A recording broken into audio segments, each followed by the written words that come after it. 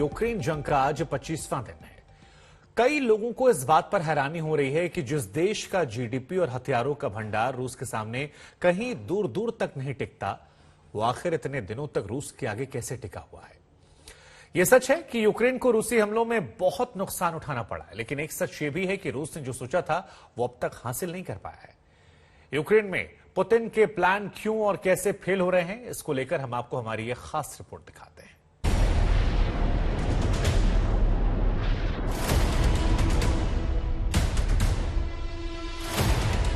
जिस यूक्रेन की हैसियत रूस के सामने 2 दिन भी टिकने की नहीं है, वो करीब 4 हफ्तों से तन कर खड़ा है।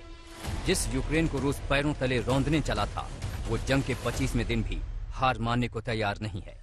वो यूक्रेन जिसके पास परमाणु ताकत के नाम पर सिर्फ बिजली घर है, वो दुनिया की सबसे बड़ी परमाणु ताकत के आगे लहूलुहान भले ही हो, लेकिन आज भी सीना तान कर खड़ा है। आखिर क्या वजह है कि रूस यूक्रेन को अब तक झुका नहीं पाया? क्या यूक्रेन की ताकत का पुतिन ने गलत अंदाजा लगाया? यूक्रेन में पुतिन के सारे प्लान फेल क्यों होते चले गए? आज के हालात में लग तो यही रहा है कि यूक्रेन को घुटनों पर लाने के लिए पुतिन ने जो भी प्लान बनाए थे, वो एक के बाद एक फेल होते चले गए।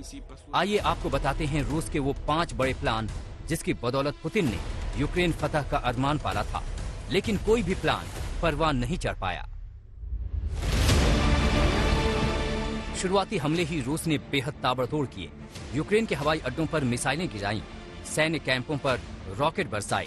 पहला प्लान यही था कि आगाज ऐसा हो कि दुश्मन की हिम्मत टूट जाए, लेकिन ज़ेलेंस्की को अमेरिका, ब्रिटेन समेत ज्यादा देशों ने इस कदर शीशे में उतारा था कि वो रूस से भी भिड़ने को तैयार हो गए। हालांकि इन 25 दिनों में यूक्रेन ये उम्मीद भी हार चुका है कि उसे नेटो में जगह मिलेगी। पुतिन का दूसरा बड़ा प्लान ये था कि ताबड़तोड़ हमलों से यूक्रेन की हिम्मत टूट जाए और वो सरेंडर को मजबूर हो जाए, लेकिन हुआ इसका उल्टा। रूसी हमलों से यूक्रेन में तबाही तो जरूर फैली, लेकिन इसके नतीजे के तौर पर यहाँ राष्ट्रवाद ने भी जबरदस्त उबाल मारा। महिला सांसद, एक्टर, मॉडल जैसी हस्तियों ने देश की रक्षा के नाम पर हथियार उठा लिए। इनकी तस्वीरें सोशल मीडिया पर जमकर वायरल हुई और नतीजे के तौर पर यूक्रेन के आम लोगों में सेना में भर्ती की होड़ लग गई। राष्ट्रवाद के इसी फॉर्मूले के दम पर ज़ेलेंस्की जंग के 25 दिन बाद भी रूस को चेतावनी दे रहे हैं। Пане президенте, дорогий Ігнатіо, я вітаю усіх швейцарських друзів України. Вітаю весь ваш прекрасний народ, народ Швейцарії. Я вдячний вам за підтримку кожного і кожної. Вдячний за те, що захищаєте свободу разом з усіма, хто її цінує. पुतिन का तीसरा बड़ा प्लान सबसे ज्यादा औंधे मुंह गिरा। जंग के शुरुआत से ही रूस ये दावा कर रहा था कि वो यूक्रेन के आम नागरिकों के खिलाफ नहीं है और उन्हें निशाना नहीं बनाया जाएगा।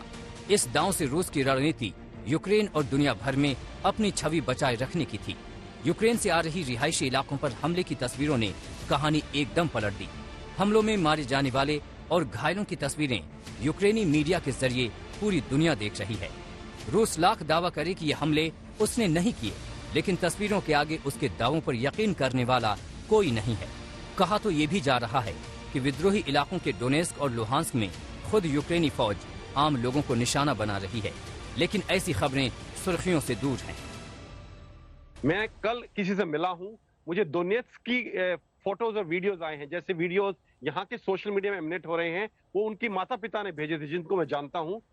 डोनेट्स्क में यूक्रेनियन आर्मी ने सिविल एरिया में काफी बड़ा हमला किया है, 20-22 सिविलियंस मरे हैं, ऐसा रूसी मीडिया का कहना है। और वहां बहुत बड़ी तादाद में सिविलियंस हताहत हुए हैं यूक्रेनियन फौज के हमले से। डोनेट्स्क में, उस इलाके में जिसको रूस ने एक इंडिपेंडेंट मुल्क अभी घोषित कर दिया है और रूस ने रिकॉग्नाइज किया है, वहां यूक्रेन फौज के हमले से 20-22 सिविलियंस मरे हैं।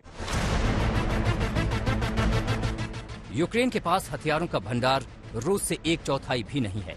पुतिन का चौथा प्लान यही था कि ताबड़तोड़ हमलों का जवाब देने में यूक्रेन का जखीरा जल्द खत्म हो जाए और इसी के साथ ही जंग भी अपने आप खत्म हो जाए, लेकिन ये प्लान भी अधूरा रह गया।